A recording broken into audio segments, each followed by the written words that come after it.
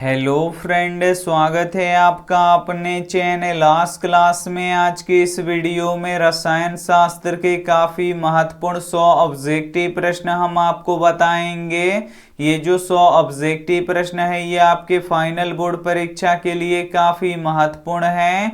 और इस 100 ऑब्जेक्टिव प्रश्न को अगर आप अच्छी तरीके से पढ़ लेते हैं, याद कर लेते हैं, तो फाइनल बोर्ड परीक्षा में रसायन शास्त्र से आपका एक भी प्रश्न नहीं छूटेगा, ये हमारा गारंटी है। तो वीडियो को प्लीज़ आप लोग शुरू से लेके अंत तक देखिएगा। और चैनल को अभी तक आप सब्सक्राइब नहीं किए हैं तो चैनल को सब्सक्राइब कर लीजिएगा। और सब्सक्राइब करने के बाद एक बेल आइकन आता है तो बेल आइकन को दबा के ऑल पे कर लीजिएगा, ताकि जब भी लाइव क्लास हो तो आपके पास नोटिफिकेशन पहुंचता रहे। तो आइए शुरू करते हैं पहले नंबर प्रश्न से।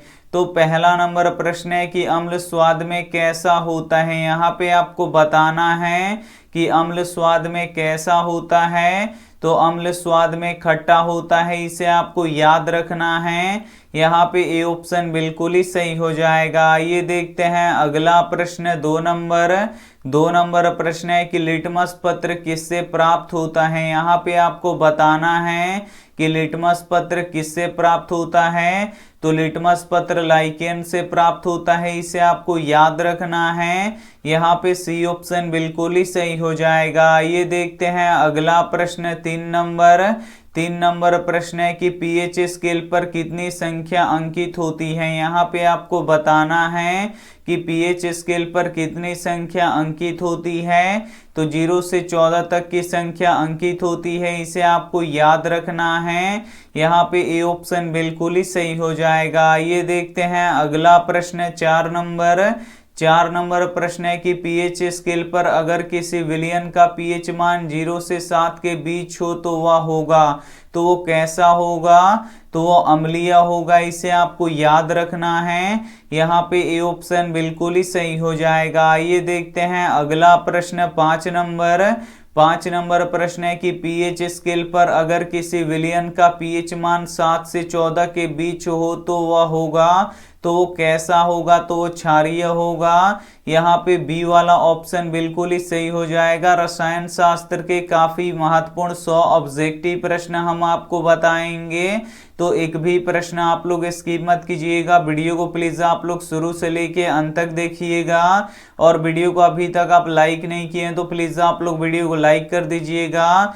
और अभी तक आप हमारे व्हाट्सएप ग्रुप में नहीं जुड़े हैं तो ये हमारा व्हाट्सएप नंबर है, इस पे आपको बोल देना है कि सर हमें ग्रुप में जोड़ दीजिए, तो हम आपको ग्रुप में जोड़ देंगे। आइए देखते हैं अगला प्रश्न, 6 नंबर प्रश्न है कि कौन नीले लिटमस पत्र को लाल कर देता है। यहाँ पे आपको बताना है कि कौन नीले लिटमस पत्र को लाल कर देता है।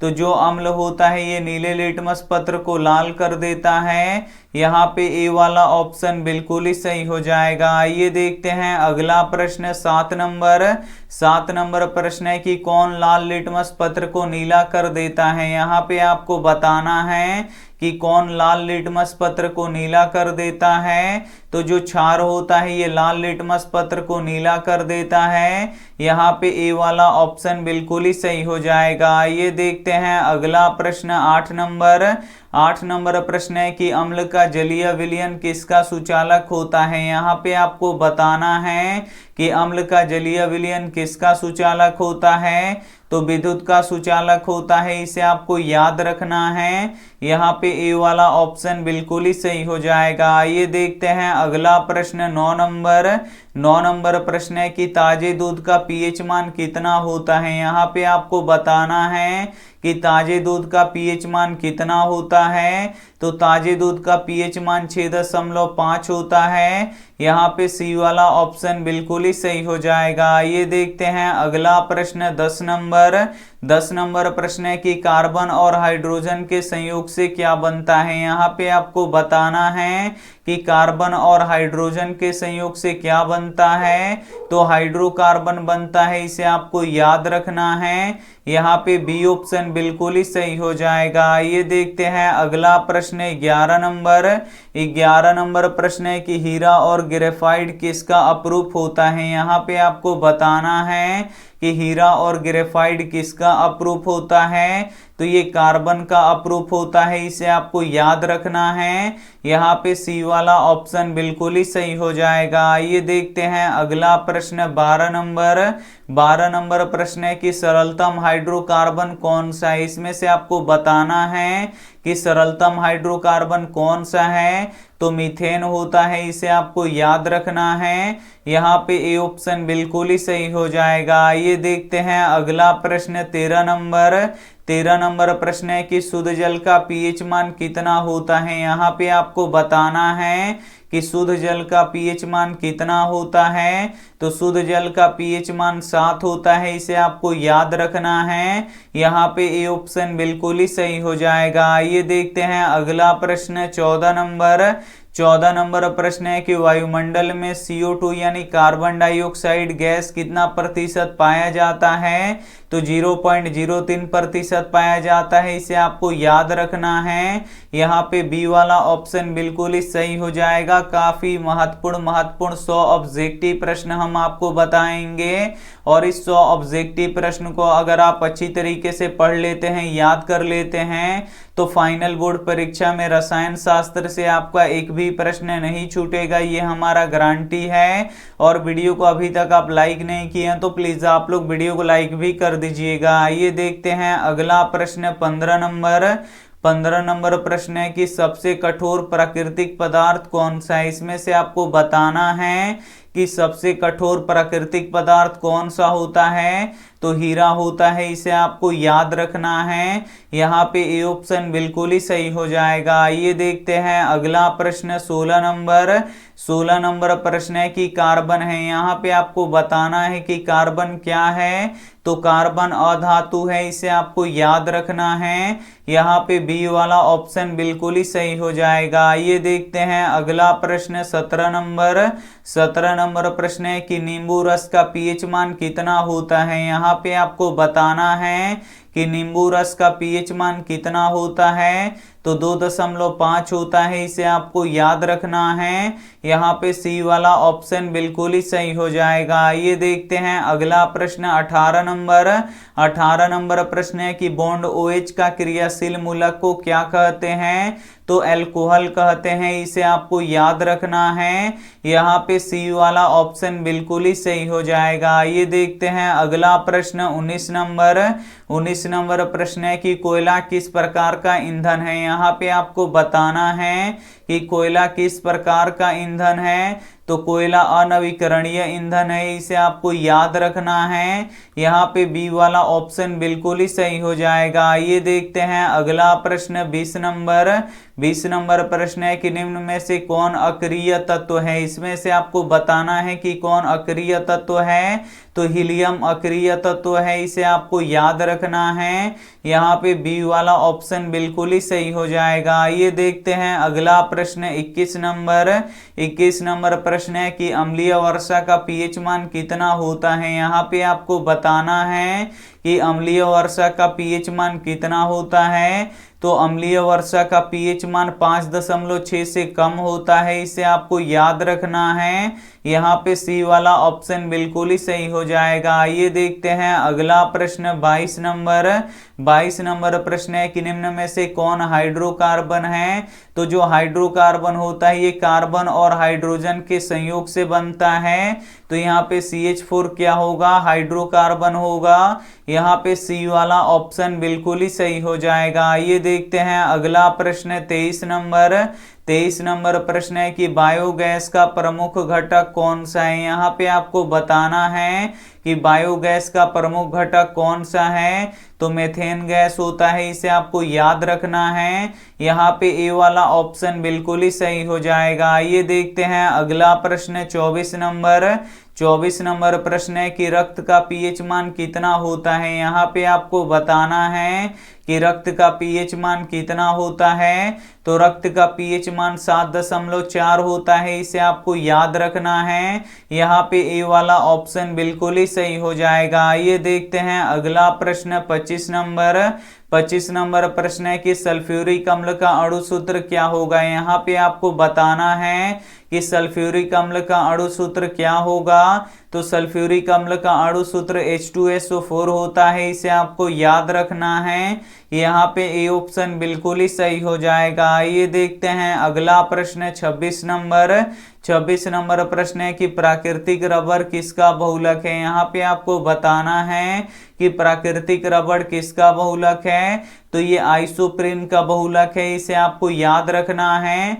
यहाँ पे ए वाला ऑप्शन बिल्कुल ही सही हो जाएगा। ये देखते हैं अगला प्रश्न 27 नंबर प्रश्न है कि कार्बनिक यौगिकों में कार्बन की संयोजकता होती है। यहाँ पे आपको बताना है कि कार्बनिक यौगिकों में कार्बन की संयोजकता होती है। तो कार्बन की संयोजकता 4 होती है, इसे आपको याद रखना है।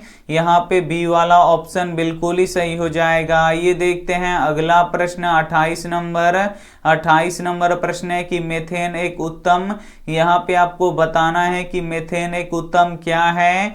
तो ईंधन है, इसे आपको याद रखना है। यहाँ पे ए वाला ऑप्शन बिल्कुल ही सही हो जाएगा। ये देखते हैं अगला प्रश्न 29 नंबर प्रश्न है कि निम्न में से कौन एरोमेटिक हाइड्रोकार्बन है। यहाँ पे आपको बताना है कि निम्न में से कौन एरोमेटिक हाइड्रोकार्बन है। तो बेंजीन है, इसे आपको याद रखना है। यहाँ पे सी वाला ऑप्शन बिल्कुल ही सही हो जाएगा। ये देखते हैं अगला प्रश्न 30 नंबर प्रश्न है कि संतरा व नींबू में कौन सा अम्ल पाया जाता है। यहाँ पे आपको बताना है कि संतरा व नींबू में कौन सा अम्ल पाया जाता है। तो सिट्रिक अम्ल पाया जाता है, इसे आपको याद रखना है। यहाँ पे ए वाला ऑप्शन बिल्कुल ही सही हो जाएगा। ये देखते हैं अगला प्रश्न 31 नंबर प्रश्न है कि आधुनिक आवर्त सारणी का निर्माण किसने किया। काफी महत्वपूर्ण प्रश्न है।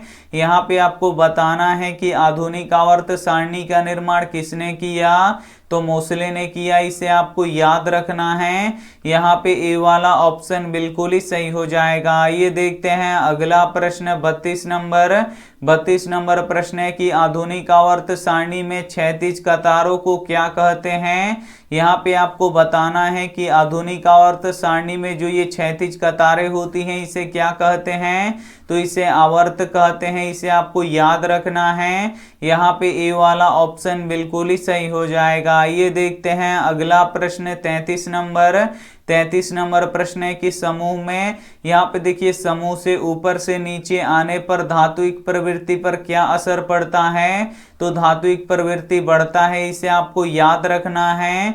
यहाँ पे बी वाला ऑप्शन बिल्कुल ही सही हो जाएगा। ये देखते हैं अगला प्रश्न 34 नंबर प्रश्न है कि सेब में कौन सा अम्ल होता है। यहाँ पे आपको बताना है कि सेब में कौन सा अम्ल होता है। तो सेब में मैलिक अम्ल होता है, इसे आपको याद रखना है। यहाँ पे बी वाला ऑप्शन बिल्कुल ही सही हो जाएगा। ये देखते हैं अगला प्रश्न 35 नंबर प्रश्न है कि त्रिक नियम किसने दिया था। यहाँ पे आपको बताना है कि त्रिक नियम किसने दिया था। तो डोबेनाइनर ने त्रिक नियम दिया था, इसे आपको याद रखना है। यहाँ पे बी वाला ऑप्शन बिल्कुल ही सही हो जाएगा। ये देखते हैं अगला प्रश्न 36 नंबर प्रश्न है कि आधुनिक आवर्त सारणी में तत्वों को किस आधार पर रखा गया है। यहाँ पे आपको बताना है कि आधुनिक आवर्त सारणी में तत्वों को किस आधार पर रखा गया है। तो परमाणु संख्या के आधार पर रखा गया है, इसे आपको याद रखना है। यहाँ पे डी वाला ऑप्शन बिल्कुल ही सही हो जाएगा। ये देखते हैं अगला प्रश्न 37 नंबर प्रश्न है कि अष्टक नियम किसने दिया था। यहाँ पे आपको बताना है कि अष्टक नियम किसने दिया था। तो न्यूलैंड्स ने अष्टक नियम दिया था, इसे आपको याद रखना है। यहाँ पे ए ऑप्शन बिल्कुल ही सही हो जाएगा। ये देखते हैं अगला प्रश्न 38 38 नंबर प्रश्न है कि इमली में कौन सा अम्ल पाया जाता है। यहाँ पे आपको बताना है कि इमली में कौन सा अम्ल पाया जाता है। तो इमली में टार्टरिक अम्ल पाया जाता है, इसे आपको याद रखना है। यहाँ पे सी ऑप्शन बिल्कुल ही सही हो जाएगा। आइए देखते हैं अगला प्रश्न 39 नंबर प्रश्न है कि मेंडलीफ के आवर्त नियम में के अनुसार तत्वों के गुणधर्म किसके आवर्ती फलन होता है। यहाँ पे आपको बताना है कि मेंडलीफ के आवर्त नियम के अनुसार तत्वों के गुणधर्म किसके आवर्ती फलन होता है। तो परमाणु द्रव्यमान के आवर्ती फलन होता है, इसे आपको याद रखना है। यहाँ पे सी वाला ऑप्शन बिल्कुल ही सही हो जाएगा। आइए देखते हैं अगला प्रश्न 40 नंबर प्रश्न है कि आवर्त सारणी के वर्ग 1 के तत्वों को क्या कहते हैं। यहाँ पे आपको बताना है कि आवर्त सारणी के वर्ग 1 के तत्वों को क्या कहते हैं। तो क्षारीय धातु कहते हैं, इसे आपको याद रखना है। यहाँ पे सी वाला ऑप्शन बिल्कुल ही सही हो जाएगा। आइए देखते हैं अगला प्रश्न 41 नंबर प्रश्न है कि दही में कौन सा अम्ल पाया जाता है। यहाँ पे आपको बताना है कि दही में कौन सा अम्ल पाया जाता है। तो दही में लैक्टिक अम्ल पाया जाता है, इसे आपको याद रखना है। यहाँ पे डी वाला ऑप्शन बिल्कुल ही सही हो जाएगा। आइए देखते हैं अगला प्रश्न 42 नंबर प्रश्न है कि वर्ग 2 के तत्वों को क्या कहते हैं। यहाँ पे आपको बताना है कि वर्ग 2 के तत्वों को क्या कहते हैं। तो क्षारीय मृदा धातु कहते हैं, इसे आपको याद रखना है। यहाँ पे डी वाला ऑप्शन बिल्कुल ही सही हो जाएगा। आइए देखते हैं अगला प्रश्न 43 नंबर प्रश्न है कि आधुनिक आवर्त सारणी में ऊर्ध्वाधर कतारों को क्या कहते हैं। यहाँ पे आपको बताना है कि आधुनिक आवर्त सारणी में जो ये ऊर्ध्वाधर कतारें होती हैं, इसे क्या कहते हैं। तो इसे वर्ग कहते हैं। यहाँ पे बी वाला ऑप्शन बिल्कुल ही सही हो जाएगा। आइए देखते हैं अगला प्रश्न 44 नंबर प्रश्न है कि टमाटर में कौन सा अम्ल पाया जाता है। यहाँ पे आपको बताना है कि टमाटर में कौन सा अम्ल पाया जाता है। तो टमाटर में ऑक्जेलिक अम्ल पाया जाता है, इसे आपको याद रखना है। यहाँ पे ए ऑप्शन बिल्कुल ही सही हो जाएगा। आइए देखते हैं अगला प्रश्न 45 नंबर प्रश्न है कि वर्ग 18 के तत्वों को क्या कहते हैं। यहाँ पे आपको बताना है कि वर्ग 18 के तत्वों को क्या कहते हैं। तो निष्क्रिय तत्व कहते हैं, इसे आपको याद रखना है। यहाँ पे बी वाला ऑप्शन बिल्कुल ही सही हो जाएगा। आइए देखते हैं अगला प्रश्न 46 नंबर प्रश्न है कि अभी तक कितने तत्व ज्ञात हैं। यहाँ पे आपको बताना है कि अभी तक कितने तत्व ज्ञात हैं। तो अभी तक 118 तत्व ज्ञात है, इसे आपको याद रखना है। यहाँ पे ए वाला ऑप्शन बिल्कुल ही सही हो जाएगा। आइए देखते हैं अगला प्रश्न 47 नंबर प्रश्न है कि हीलियम कैसा तत्व है। यहाँ पे आपको बताना है कि हीलियम कैसा तत्व है। तो जो हीलियम है ये कैसा तत्व है। तो ये निष्क्रिय तत्व है, इसे आपको याद रखना है। यहाँ पे सी ऑप्शन बिल्कुल ही सही हो जाएगा। आइए देखते हैं अगला प्रश्न 48 नंबर प्रश्न है कि लाल चींटी में कौन सा अम्ल पाया जाता है। यहाँ पे आपको बताना है कि लाल चींटी में कौन सा अम्ल पाया जाता है। तो लाल चींटी में फॉर्मिक अम्ल पाया जाता है, इसे आपको याद रखना है। यहाँ पे ए ऑप्शन बिल्कुल ही सही हो जाएगा। आइए देखते हैं अगला प्रश्न 49 नंबर प्रश्न है कि ओजोन के एक अणु में ऑक्सीजन के परमाणुओं की संख्या कितनी होती है। यहाँ पे आपको बताना है कि ओजोन के एक अणु में ऑक्सीजन के परमाणुओं की संख्या कितनी होती है। तो 3 होती है, इसे आपको याद रखना है। यहाँ पे सी वाला ऑप्शन बिल्कुल ही सही हो जाएगा। आइए देखते हैं अगला प्रश्न 50 नंबर प्रश्न है कि लोहे की परमाणु संख्या है। यहाँ पे आपको लोहे का परमाणु संख्या बताना है। तो लोहे का परमाणु संख्या कितना होता है, 26 होता है। यहाँ पे बी वाला ऑप्शन बिल्कुल ही सही हो जाएगा। काफी महत्वपूर्ण 100 ऑब्जेक्टिव प्रश्न हम आपको बताएंगे, और इस 100 ऑब्जेक्टिव प्रश्न को अगर आप अच्छी तरीके से पढ़ लेते हैं, याद कर लेते हैं, तो फाइनल बोर्ड परीक्षा में रसायन शास्त्र से आपका एक भी प्रश्न नहीं छूटेगा, ये हमारा गारंटी है। तो वीडियो को प्लीज आप लोग शुरू से लेके अंत तक जरूर देखिएगा, और वीडियो को अभी तक आप लाइक नहीं नहीं किए हैं तो प्लीज आप लोग वीडियो को लाइक भी कर दीजिएगा। आइए देखते हैं अगला प्रश्न 51 नंबर प्रश्न है कि दांत का क्षय कब शुरू होने लगता है। यहाँ पे आपको बताना है कि दांत का क्षय कब शुरू होने लगता है। तो जब मुंह का पीएच मान 5.5 से कम होने लगता है तो दांत का क्षय शुरू होने लगता है। यहाँ पे बी वाला ऑप्शन बिल्कुल ही सही हो जाएगा। ये देखते हैं अगला प्रश्न 52 नंबर प्रश्न है कि जिनके बाह्यतम कक्षा में 1, 2 या 3 इलेक्ट्रॉन हो उसे क्या कहते हैं। यहाँ पे आपको बताना है कि जिनके बाह्यतम कक्षा में 1, 2 या 3 इलेक्ट्रॉन हो उसे क्या कहते हैं, तो उसे धातु कहते हैं। यहाँ पे ए ऑप्शन बिल्कुल ही सही हो जाएगा। आइए देखते हैं अगला प्रश्न 53 नंबर प्रश्न है कि जिससे विद्युत धारा प्रवाहित होता है उसे क्या कहते हैं। यहाँ पे आपको बताना है कि जिससे विद्युत धारा प्रवाहित होता है उसे क्या कहते हैं, तो उसे चालक कहते हैं। यहाँ पे ए वाला ऑप्शन बिल्कुल ही सही हो जाएगा। ये देखते हैं अगला प्रश्न 54 नंबर प्रश्न है कि वे अम्ल जो जल में घुलकर हाइड्रोजन आयन यानी H+ देता है उसे क्या कहते हैं, तो उसे प्रबल अम्ल कहते हैं। इसे आपको याद रखना है। यहाँ पे ए ऑप्शन बिल्कुल ही सही हो जाएगा। ये देखते हैं अगला प्रश्न 55 नंबर प्रश्न है कि आधुनिक आवर्त सारणी में वर्गों की संख्या कितना होता है। यहाँ पे आपको बताना है कि आधुनिक आवर्त सारणी में वर्गों की संख्या कितना होता है, तो वर्गों की संख्या 18 होता है। इसे आपको याद रखना है। यहाँ पे डी वाला ऑप्शन बिल्कुल ही सही हो जाएगा। आइए देखते हैं अगला प्रश्न 56 नंबर प्रश्न है कि विद्युत का सर्वोत्तम चालक कौन सा धातु होता है। यहाँ पे आपको बताना है कि विद्युत का सर्वोत्तम चालक कौन सा धातु होता है, तो चांदी होता है। इसे आपको याद रखना है। यहाँ पे ए वाला ऑप्शन बिल्कुल ही सही हो जाएगा। आइए देखते हैं अगला प्रश्न 57 नंबर प्रश्न है कि वे क्षार जो जल में घुलकर हाइड्रोक्साइड आयन यानी OH- देता है उसे क्या कहते हैं, तो उसे प्रबल क्षार कहते हैं। इसे आपको याद रखना है।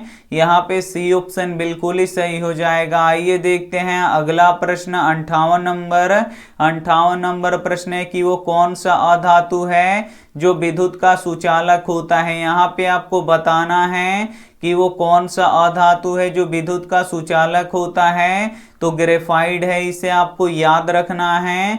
यहाँ पे सी ऑप्शन बिल्कुल ही सही हो जाएगा। ये देखते हैं अगला प्रश्न 59 नंबर प्रश्न है कि कार्बन का अपरूप निम्न में से कौन सा है। इसमें से आपको बताना है कि कार्बन का अपरूप कौन सा है, तो ग्रेफाइट और हीरा दोनों होता है कार्बन का अपरूप। तो यहाँ पे सी वाला ऑप्शन बिल्कुल ही सही हो जाएगा। ये देखते हैं अगला प्रश्न 60 नंबर प्रश्न है कि आधुनिक आवर्त सारणी में आवर्तों की संख्या कितना होता है। यहाँ पे आपको बताना है कि आधुनिक आवर्त सारणी में आवर्तों की संख्या कितना होता है, तो आवर्तों की संख्या 7 होता है। इसे आपको याद रखना है। यहाँ पे ए वाला ऑप्शन बिल्कुल ही सही हो जाएगा। ये देखते हैं अगला प्रश्न 61 नंबर प्रश्न है कि खाने का सोडा का रासायनिक नाम क्या है। यहाँ पे आपको बताना है कि खाने का सोडा का रासायनिक नाम क्या है, तो खाने का सोडा का रासायनिक नाम सोडियम बाइकार्बोनेट होता है। इसे आपको याद रखना है। यहाँ पे ए वाला ऑप्शन बिल्कुल ही सही हो जाएगा। ये देखते हैं अगला प्रश्न 62 नंबर प्रश्न है कि सर्वाधिक आघात वर्धनीय धातु कौन सा है। यहाँ पे आपको बताना है कि सर्वाधिक आघात वर्धनीय धातु कौन सा होता है, तो सोना होता है। इसे आपको याद रखना है। यहाँ पे ए वाला ऑप्शन बिल्कुल ही सही हो जाएगा। ये देखते हैं अगला प्रश्न 63 नंबर प्रश्न है कि जिनके बाह्यतम कक्षा में 5, 6 या 7 इलेक्ट्रॉन हो उसे क्या कहते हैं। यहाँ पे आपको बताना है कि जिनके बाह्यतम कक्षा में 5, 6 या 7 इलेक्ट्रॉन हो उसे क्या कहते हैं, तो उसे अधातु कहते हैं। इसे आपको याद रखना है। यहाँ पे बी वाला ऑप्शन बिल्कुल ही सही हो जाएगा। आइए देखते हैं अगला प्रश्न 64 नंबर प्रश्न है कि 1 ग्राम सोना से कितना लंबा तार बनाया जा सकता है। यहाँ पे आपको बताना है कि 1 ग्राम सोना से कितना लंबा तार बनाया जा सकता है, तो लगभग 2 किलोमीटर लंबा तार बनाया जा सकता है। यहाँ पे बी वाला ऑप्शन बिल्कुल ही सही हो जाएगा। आइए देखते हैं अगला प्रश्न 65 नंबर प्रश्न है कि धोने का सोडा का रासायनिक नाम क्या है। यहाँ पे आपको बताना है कि धोने का सोडा का रासायनिक नाम क्या है। तो धोने का सोडा का रासायनिक नाम सोडियम कार्बोनेट होता है, इसे आपको याद रखना है। यहाँ पे बी वाला ऑप्शन बिल्कुल ही सही हो जाएगा। आइए देखते हैं अगला प्रश्न 66 नंबर प्रश्न है कि किस धातु को चाकू से काटा जा सकता है। यहाँ पे आपको बताना है कि किस धातु को चाकू से काटा जा सकता है। तो सोडियम और पोटेशियम दोनों को हम चाकू से काट सकते हैं। यहाँ पे सी वाला ऑप्शन बिल्कुल ही सही हो जाएगा। आइए देखते हैं अगला प्रश्न 67 नंबर प्रश्न है कि कौन ऐसा धातु है जो कमरे के ताप पर द्रव के रूप में पाया जाता है। यहाँ पे आपको बताना है कि कौन ऐसा धातु है जो कमरे के ताप पर द्रव के रूप में पाया जाता है। तो मरकरी यानी पारा है, इसे आपको याद रखना है। यहाँ पे ए वाला ऑप्शन बिल्कुल ही सही हो जाएगा। आइए देखते हैं अगला प्रश्न 68 नंबर प्रश्न है कि निम्न में से कौन सा धातु सबसे अधिक तन्य होता है। यहाँ पे आपको बताना है कि निम्न में से कौन सा धातु सबसे अधिक तन्य होता है। तो सोना होता है, इसे आपको याद रखना है। यहाँ पे ए वाला ऑप्शन बिल्कुल ही सही हो जाएगा। ये देखते हैं अगला प्रश्न 69 नंबर प्रश्न है कि अम्ल और क्षार आपस में अभिक्रिया करके क्या बनाते हैं। यहाँ पे आपको बताना है कि अम्ल और क्षार आपस में अभिक्रिया करके क्या बनाते हैं। तो लवण और जल बनाते हैं, इसे आपको याद रखना है। यहाँ पे सी वाला ऑप्शन बिल्कुल ही सही हो जाएगा। आइए देखते हैं अगला प्रश्न 70 नंबर प्रश्न है कि जिससे विद्युत धारा प्रवाहित नहीं होता है उसे क्या कहते हैं। यहाँ पे आपको बताना है कि जिससे विद्युत धारा प्रवाहित नहीं होता है उसे क्या कहते हैं। तो उसे कुचालक कहते हैं। यहाँ पे बी वाला ऑप्शन बिल्कुल ही सही हो जाएगा। आइए देखते हैं अगला प्रश्न 71 नंबर प्रश्न है कि कौन ऐसा अधातु है जो कमरे के ताप पर द्रव के रूप में पाया जाता है। यहाँ पे आपको बताना है कि कौन ऐसा अधातु है जो कमरे के ताप पर द्रव के रूप में पाया जाता है। तो ब्रोमीन है, इसे आपको याद रखना है। यहाँ पे बी वाला ऑप्शन बिल्कुल ही सही हो जाएगा। आइए देखते हैं अगला प्रश्न 72 नंबर प्रश्न है कि निम्न में से किस धातु को केरोसिन तेल में डुबा के रखा जाता है। काफी महत्वपूर्ण प्रश्न है। यहाँ पे आपको बताना है कि निम्न में से किस धातु को केरोसिन तेल में डुबा के रखा जाता है। तो सोडियम को रखा जाता है, इसे आपको याद रखना है। यहाँ पे ए ऑप्शन बिल्कुल ही सही हो जाएगा। आइए देखते हैं अगला प्रश्न 73 नंबर प्रश्न है कि कार्बन डाइऑक्साइड क्या है। यहाँ पे आपको बताना है कि कार्बन डाइऑक्साइड क्या है। तो कार्बन डाइऑक्साइड अम्लीय है, इसे आपको याद रखना है। यहाँ पे ए वाला ऑप्शन बिल्कुल ही सही हो जाएगा। आइए देखते हैं अगला प्रश्न 74 नंबर प्रश्न है कि जिसमें धातु और अधातु दोनों का गुण पाए जाते हैं उसे क्या कहते हैं। यहाँ पे आपको बताना है कि जिसमें धातु और अधातु दोनों का गुण पाए जाते हैं उसे क्या कहते हैं।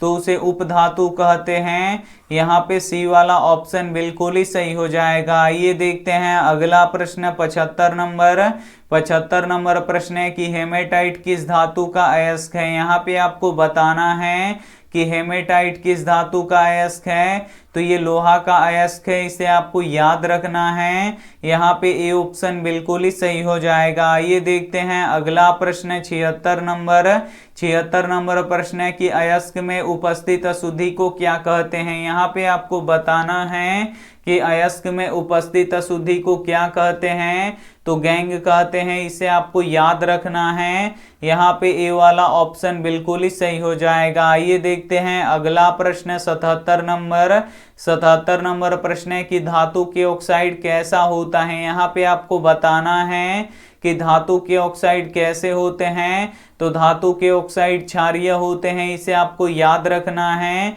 यहाँ पे बी वाला ऑप्शन बिल्कुल ही सही हो जाएगा। आइए देखते हैं अगला प्रश्न 78 नंबर। 78 नंबर प्रश्न है कि शुद्ध सोना कितने कैरेट का होता है। यहाँ पे आपको बताना है कि शुद्ध सोना कितने कैरेट का होता है। तो शुद्ध सोना 24 कैरेट का होता है, इसे आपको याद रखना है। यहाँ पे ए वाला ऑप्शन बिल्कुल ही सही हो जाएगा। आइए देखते हैं अगला प्रश्न 79 नंबर, फिर से रिपीट हो गया है कि शुद्ध सोना कितने कैरेट का होता है। तो 24 कैरेट का होता है। और जो आभूषण वाला सोना होता है, इसे बना लीजिए कि आभूषण वाला सोना कितने कैरेट का होता है। तो 22 कैरेट का होता है, इसे आपको याद रखना है। यहाँ पे बी वाला ऑप्शन बिल्कुल ही सही हो जाएगा। यहाँ पे आपको लिख देना है कि आभूषण वाला सोना कितना कैरेट का होता है। तो 22 कैरेट का होता है। आइए देखते हैं अगला प्रश्न 80 नंबर। फिर यहाँ पे देखिए 80 नंबर आ गया कि आभूषण कितने कैरेट से बनाया जाता है। तो 22 कैरेट से बनाया जाता है। यहाँ पे डी वाला ऑप्शन बिल्कुल ही सही हो जाएगा। आइए देखते हैं अगला प्रश्न 81 नंबर। 81 नंबर प्रश्न है कि अधातु के ऑक्साइड कैसे होते हैं। यहाँ पे आपको बताना है कि अधातु के ऑक्साइड कैसे होते हैं। तो अधातु के ऑक्साइड अम्लीय होते हैं, इसे आपको याद रखना है। यहाँ पे ए वाला ऑप्शन बिल्कुल ही सही हो जाएगा। आइए देखते हैं अगला प्रश्न 82 नंबर। 82 नंबर प्रश्न है कि निम्नलिखित में पीतल किसका उदाहरण है। यहाँ पे आपको बताना है कि पीतल किसका उदाहरण है। तो जो पीतल है ये मिश्र धातु का उदाहरण है, इसे आपको याद रखना है। यहाँ पे सी ऑप्शन बिल्कुल ही सही हो जाएगा। आइए देखते हैं अगला प्रश्न 83 नंबर। 83 नंबर प्रश्न है कि फास्फोरस का अणु सूत्र क्या होता है। यहाँ पे आपको बताना है कि फास्फोरस का अणु सूत्र क्या होता है। तो P4 होता है, इसे आपको याद रखना है। यहाँ पे डी वाला ऑप्शन बिल्कुल ही सही हो जाएगा। आइए देखते हैं अगला प्रश्न 84 नंबर। 84 नंबर प्रश्न है कि फास्फोरस को रखा जाता है। यहाँ पे आपको बताना है कि फास्फोरस को कहाँ पे रखा जाता है। तो पानी में डुबा के रखा जाता है। यहाँ पे बी वाला ऑप्शन बिल्कुल ही सही हो जाएगा। आइए देखते हैं अगला प्रश्न 85 नंबर। 85 नंबर प्रश्न है कि हमारे शरीर का पीएच मान कितना होता है। यहाँ पे आपको बताना है कि हमारे शरीर का पीएच मान कितना होता है। तो 7 से 7.8 के बीच में होता है, इसे आपको याद रखना है। यहाँ पे ए वाला ऑप्शन बिल्कुल ही सही हो जाएगा। आइए देखते हैं अगला प्रश्न 86 नंबर। 86 नंबर प्रश्न है कि कौन सा फास्फोरस अधिक खतरनाक होता है। यहाँ पे आपको बताना है कि कौन सा फास्फोरस अधिक खतरनाक होता है। तो श्वेत जिसे पीला भी फास्फोरस बोला जाता है, ये अत्यधिक खतरनाक होता है। यहाँ पे बी वाला ऑप्शन बिल्कुल ही सही हो जाएगा। आइए देखते हैं अगला प्रश्न 87 नंबर। 87 नंबर प्रश्न है कि लोहे को जिंक से लेपित करने की प्रक्रिया को क्या कहते हैं। यहाँ पे आपको बताना है कि लोहे को जिंक से लेपित करने की प्रक्रिया को क्या कहते हैं। तो गैल्वेनीकरण कहते हैं, इसे आपको याद रखना है। यहाँ पे ए वाला ऑप्शन बिल्कुल ही सही हो जाएगा। आइए देखते हैं अगला प्रश्न 88 नंबर। 88 नंबर प्रश्न है कि निम्न में से कौन अम्ल है। इसमें से आपको बताना है कि कौन अम्ल है। तो HCl यानी जो हाइड्रोक्लोरिक अम्ल होता है, ये अम्ल होता है। यहाँ पे डी वाला ऑप्शन बिल्कुल ही सही हो जाएगा। आइए देखते हैं अगला प्रश्न 89 नंबर। 89 नंबर प्रश्न है कि सबसे अधिक विद्युत ऋणात्मक तत्व कौन सा है। यहाँ पे आपको बताना है कि सबसे अधिक विद्युत ऋणात्मक तत्व कौन सा होता है। तो फ्लोरीन होता है, इसे आपको याद रखना है। यहाँ पे ए वाला ऑप्शन बिल्कुल ही सही हो जाएगा। आइए देखते हैं अगला प्रश्न 90 नंबर। 90 नंबर प्रश्न है कि धातु का ऑक्साइड कैसा होता है। तो धातु का ऑक्साइड क्षारीय होता है। यहाँ पे बी वाला ऑप्शन बिल्कुल ही सही हो जाएगा। आइए देखते हैं अगला प्रश्न 91 नंबर। 91 नंबर प्रश्न है कि निम्न में से कौन प्रबल अम्ल है। तो इसमें से आपको बताना है कि कौन प्रबल अम्ल है। तो जिसका पीएच मान 0 होगा वो प्रबल अम्ल होगा। यहाँ पे ए वाला ऑप्शन बिल्कुल ही सही हो जाएगा। आइए देखते हैं अगला प्रश्न 92 नंबर। 92 नंबर प्रश्न है कि कौन सा पदार्थ ऑक्सीजन से संयोग नहीं करता है। यहाँ पे आपको बताना है कि कौन सा पदार्थ ऑक्सीजन से संयोग नहीं करता है। तो गोल्ड यानी सोना नहीं करता है। यहाँ पे बी वाला ऑप्शन बिल्कुल ही सही हो जाएगा। आइए देखते हैं अगला प्रश्न 93 नंबर प्रश्न है कि चीनी का रासायनिक सूत्र क्या होता है। तो चीनी का रासायनिक सूत्र C12H, यहाँ पे 22O11 होता है, इसे आपको याद रखना है।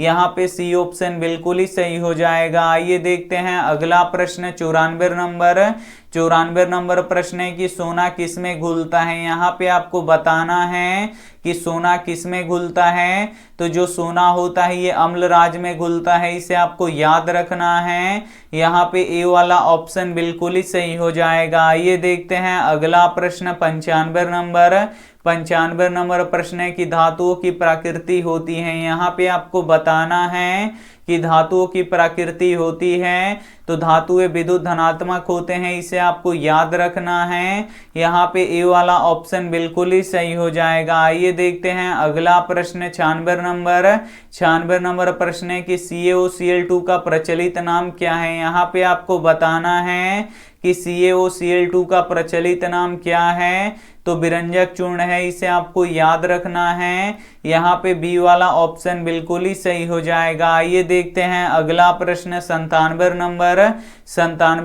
प्रश्न है कि लोहे को जंग से बचाने के लिए किसका लेप लगाया जाता है। यहाँ पे आपको बताना है कि लोहे को जंग से बचाने के लिए किसका लेप लगाया जाता है। तो जिंक का लेप लगाया जाता है, इसे आपको याद रखना है। यहाँ पे डी वाला ऑप्शन बिल्कुल ही सही हो जाएगा। आइए देखते हैं अगला प्रश्न 98 नंबर कि सिल्वर क्लोराइड का रंग कैसा होता है। यहाँ पे आपको बताना है कि सिल्वर क्लोराइड का रंग कैसा होता है। तो श्वेत होता है, इसे आपको याद रखना है। यहाँ पे ए वाला ऑप्शन बिल्कुल ही सही हो जाएगा। आइए देखते हैं अगला प्रश्न 99 नंबर प्रश्न है कि उपचयन वह प्रक्रिया है जिसमें, यहाँ पे आपको बताना है कि उपचयन वह प्रक्रिया है जिसमें, तो उपचयन की प्रक्रिया में ऑक्सीजन का योग यानी ऑक्सीजन जुटता है, इसे आपको याद रखना है। यहाँ पे ए वाला ऑप्शन बिल्कुल ही सही हो जाएगा। आइए देखते हैं अंतिम प्रश्न 100 नंबर प्रश्न है कि चिप्स के पैकेट में कौन सा गैस भरा रहता है। यहाँ पे आपको बताना है कि चिप्स के पैकेट में कौन सा गैस भरा रहता है। तो नाइट्रोजन गैस भरा रहता है, इसे आपको याद रखना है। यहाँ पे बी ऑप्शन बिल्कुल ही सही हो जाएगा। काफी महत्वपूर्ण रसायन शास्त्र के 100 ऑब्जेक्टिव प्रश्न हम आपको बता चुके हैं, और इस 100 ऑब्जेक्टिव प्रश्न को अगर आप अच्छी तरीके से पढ़ लेते हैं, लिख लेते हैं, याद कर लेते हैं, तो फाइनल बोर्ड परीक्षा में रसायन शास्त्र से आपका एक भी प्रश्न नहीं छूटेगा, ये हमारा गारंटी है। और इस वीडियो को अपने दोस्तों के पास जरूर शेयर कीजिएगा, क्योंकि ऐसे वीडियो बनाने में बहुत ही ज़्यादा मेहनत लगता है। और वीडियो को अभी तक आप लाइक नहीं किए हैं तो प्लीज़ आप लोग वीडियो को लाइक कर दीजिएगा। और ये रहा आपके लिए होमवर्क प्रश्न, इसका जवाब आपको कमेंट बॉक्स में देना है कि तांबे की वस्तुओं पर हरी परत का जमना क्या कहलाता है। ए ऑप्शन है ऑक्सीकरण, बी ऑप्शन है अवकरण, सी ऑप्शन है संक्षारण, डी ऑप्शन है इनमें से कोई नहीं। तो जो भी ऑप्शन आपको सही लगे वो आप हमें कमेंट करके जरूर बताइएगा। और वीडियो को अभी तक आप लाइक नहीं किए हैं तो प्लीज़ आप लोग वीडियो को लाइक कीजिएगा, अपने दोस्तों के पास इस वीडियो को जरूर शेयर कीजिएगा। और चैनल को अभी तक आप सब्सक्राइब नहीं किए हैं तो चैनल को सब्सक्राइब करके साथ में बेल आइकन को ऑल पे दबा लीजिएगा, ताकि जब भी लाइव क्लास हो तो आपके पास नोटिफिकेशन पहुंचता रहे। थैंक यू फॉर वॉचिंग, मिलते हैं अगले वीडियो में, तब तक अपना ध्यान रखिए, मन लगा के पढ़ाई कीजिए। Take care and bye.